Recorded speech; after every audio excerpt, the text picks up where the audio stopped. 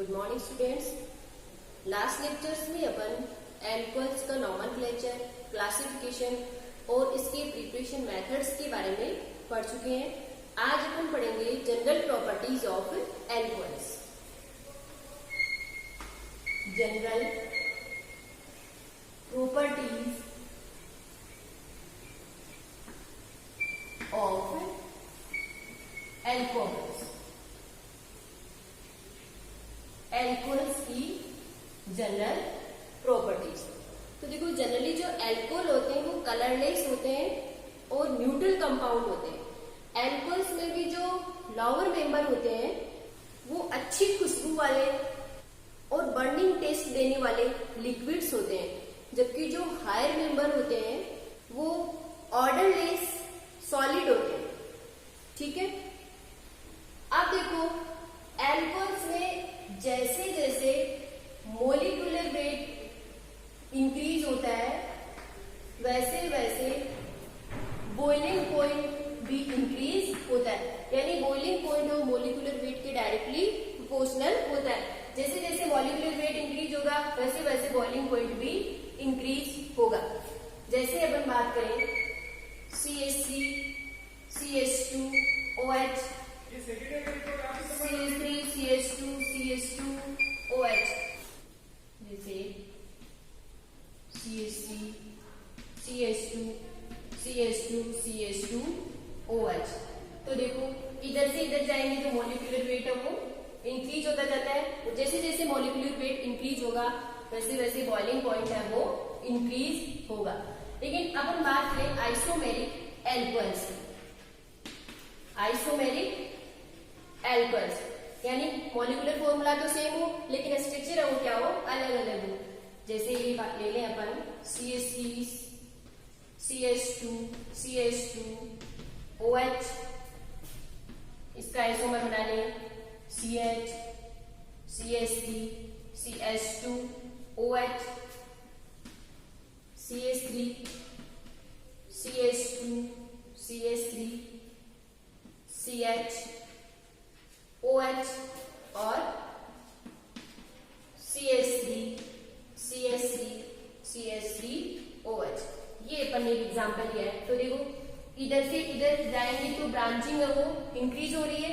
तो isomeric alcohols में जो ब्रांच एल्कोहल होंगे उनका बॉइलिंग पॉइंट है वो कम होगा, यानी बॉइलिंग पॉइंट है वो ब्रांचिंग के इनवर्सली प्रोपोर्शनल होगा। एल्कोहल्स की चेन में ब्रांचिंग जितनी ज्यादा होगी बॉइलिंग पॉइंट की वैल्यू उतनी कम होगी। तो सबसे ज्यादा बॉइलिंग पॉइंट इसके लिए, फिर इसके लिए, फिर इसके लिए, और जो ज्यादा ब्रांच होगा उसका बॉइलिंग पॉइंट है वो सबसे कम होगा। ठीक है, अब देखो आगे अपन देखते हैं कि एल्कोहल्स के संगत जो एल्केन्स होती हैं, हेलो डेरिवेटिव्स होते हैं, ईथर्स होते हैं, उनमें सबसे ज्यादा बॉइलिंग पॉइंट है वो एल्कोहल्स का होता है।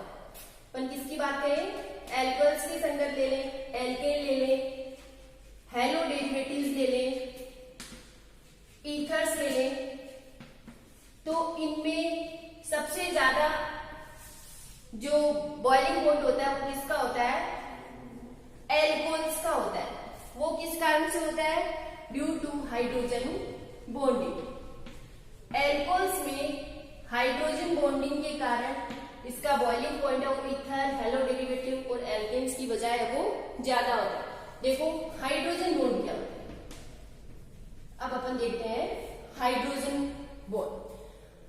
दो मोर इलेक्ट्रोनेगेटिव एटम्स के बीच अगर हाइड्रोजन आ जाए, जिनमें से एक एटम के साथ तो हाइड्रोजन कोवलेंट बॉन्ड से जुड़ा हुआ हो और दूसरे एटम के साथ वो केवल अट्रैक्शन फोर्स से बाइंड हो, तो उस बॉन्ड को अपन क्या कहेंगे, हाइड्रोजन बॉन्ड। दो मोर इलेक्ट्रोनेगेटिव एटम्स के बीच हाइड्रोजन, जिनमें से एक के साथ कोवलेंट बॉन्ड से बाइंड हो और दूसरे के साथ केवल अट्रैक्शन फोर्स से बाइंड हो, तो उस बॉन्ड को अपन कहेंगे हाइड्रोजन बॉन्ड। अब ये जो हाइड्रोजन बॉन्ड होता है ये अपन 2 टाइप पढ़ते हैं। एक पढ़ते हैं इंट्रामोलिक्यूलर हाइड्रोजन बॉन्डिंग, दूसरी पढ़ते हैं intermolecular hydrogen bonding. Intramolecular and intermolecular hydrogen bonding. देखो इंट्रामोलिकुलर हाइड्रोजन बॉन्डिंग क्या होती है कि हाइड्रोजन और दोनों जो इलेक्ट्रोनेगेटिव एटम है वो एक ही मॉलिक्यूल में हो। दोनों इलेक्ट्रोनेगेटिव एटम और हाइड्रोजन जब एक ही मॉलिक्यूल में प्रेजेंट हो तो उसे कहेंगे इंट्रामोलिकुलर हाइड्रोजन बॉन्डिंग। और इलेक्ट्रोनेगेटिव एटम्स और हाइड्रोजन दो अलग अलग मॉलिक्यूल्स का पार्ट होते हैं तो उसे अपन कहेंगे इंटरमोलिकुलर हाइड्रोजन बॉन्डिंग। जैसे इंट्रामोलिकुलर हाइड्रोजन बॉन्डिंग का एग्जांपल ले लें अपन salicylic acid. Salicylic acid, salicylic acid होता है ये OH C double bond O OH। Carboxylic group की ऑर्थो पे क्या हो OH, तो इसे अपन कहेंगे सैलिसिलिक एसिड। तो इस ऑक्सीजन और H के बीच में जो बॉन्ड बनेगा इसे अपन क्या कहेंगे हाइड्रोजन बॉन्ड। ठीक है, तो ये किसका एग्जांपल हो गया इंट्रामोलिकुलर हाइड्रोजन बॉन्डिंग का। सेकेंड अपन ले लें इंटरमोलिकुलर हाइड्रोजन बॉन्डिंग। इसमें कह रहे हैं कि इलेक्ट्रोनेगेटिव एटम और हाइड्रोजन दो अलग अलग मॉलिक्यूल्स का पार्ट होते हैं। जैसे ये एल्कोहल्स का एक मॉलिक्यूल है,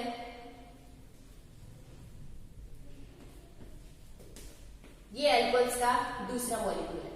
तो देखो इस मॉलिक्यूल का तो हाइड्रोजन और दूसरे एल्कोहल मॉलिक्यूल के ऑक्सीजन के बीच में ये जो बॉन्ड है ये हाइड्रोजन बॉन्ड, इसे क्या कहेंगे इंटरमोलिकुलर हाइड्रोजन बॉन्डिंग। इसके एग्जांपल अपन ले लें ROH, HOH,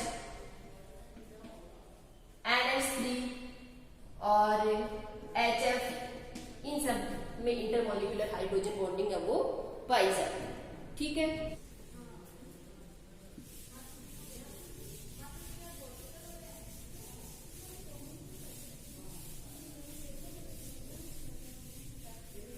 अब अपन ले लें effect of hydrogen bonding. Effect of hydrogen bonding on properties of alcohols। Effect of hydrogen bonding on properties of alcohols।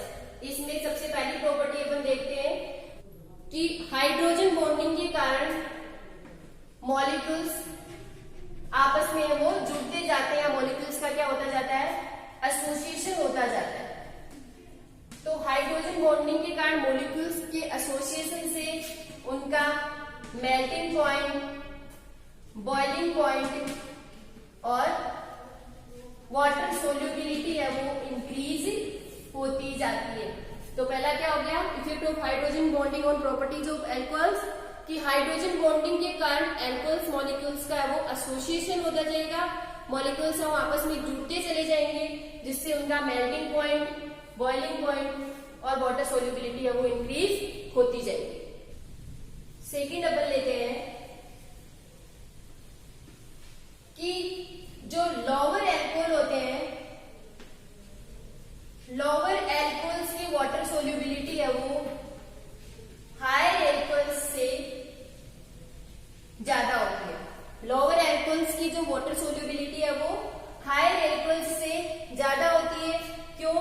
क्योंकि देखो अपन एल्कोहल्स के स्ट्रक्चर में दो पार्ट होते हैं, एक होता है हाइड्रोकार्बन चेन और दूसरा होता है ये OH पार्ट। ये तो हो गया हाइड्रोकार्बन, ये हो गया OH हाइड्रोक्सी ग्रुप। तो ये तो होता है हाइड्रोफोबिक पार्ट और OH होता है हाइड्रोफिलिक पार्ट। तो लोअर एल्कोहल्स में क्या होता है, इनकी सोल्यूबिलिटी ज्यादा होने का कारण क्या है कि लोअर एल्कोहल्स में जो ये हाइड्रोकार्बन चेन होती है ये एक स्मॉल पार्ट होता है, जबकि हाइड्रोक्सी ग्रुप है वो एक बड़ा पार्ट होता है, जिससे हाइड्रोजन बॉन्डिंग इजीली हो जाती है और सोल्यूबिलिटी है वो बढ़ती है।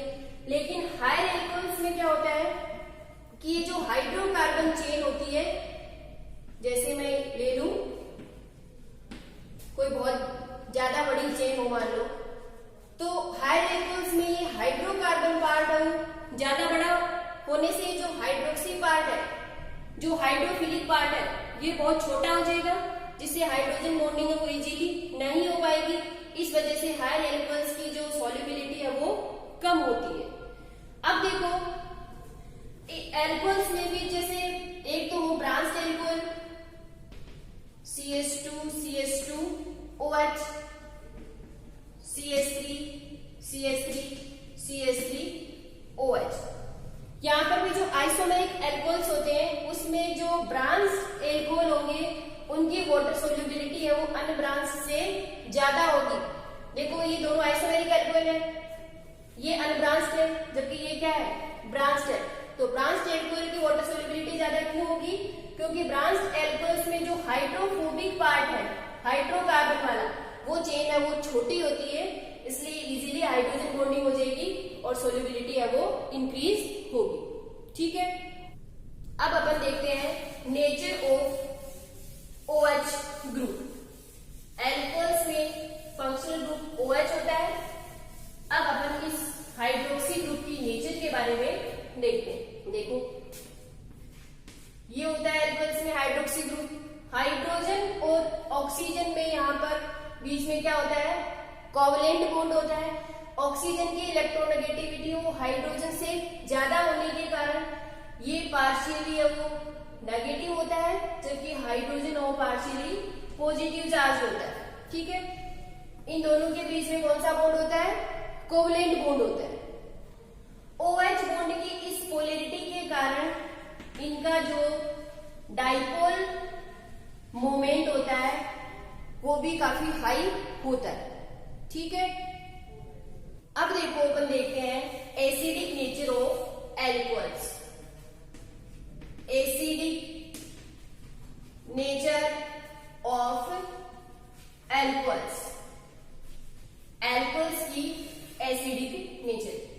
देखो जैसे ये अपन ने ले लिया, ये कोई भी एल्कोहल है, यहाँ पर देखो ये ऑक्सीजन है वो इधर एल्किल ग्रुप है, मान लो क्या है, कार्बन है। तो ऑक्सीजन की इलेक्ट्रोनेगेटिविटी है वो कार्बन और हाइड्रोजन दोनों से ज्यादा होती है, इसलिए ये इस बॉन्ड से भी इलेक्ट्रॉन को अपनी ओर अट्रैक्ट कर सकता है और इस बॉन्ड के इलेक्ट्रॉन को भी अपनी ओर अट्रैक्ट कर सकता है। तो इसकी अपन दो प्रकार की रिएक्शन पढ़ते हैं, एक तो वो जब OH बॉन्ड ब्रेक हो, दूसरा वो जब कार्बन ऑक्सीजन बॉन्ड ब्रेक हो। तो पहली रिएक्शन कौन सी होगी, जब OH बॉन्ड ब्रेक हो। जब OH बॉन्ड ब्रेक होगा तो यहाँ से H+ की फॉर्म में निकलेगा। तो ऐसी जो रिएक्शंस होगी वो एल्कोहल्स की एसिडिक नेचर को शो करेंगे। दूसरा आता है जब कार्बन और ऑक्सीजन वाला बॉन्ड ब्रेक हो, तो यहाँ पर OH- बाहर निकलेगा, यानी इसकी जगह कोई दूसरा न्यूक्लियोफाइल आएगा। तो ये रिएक्शन है वो न्यूक्लियोफिलिक सब्स्टिट्यूशन रिएक्शन देंगे। अब ये रिएक्शन कौन कौन सी होती है ये लास्ट लेक्चर में देखेंगे।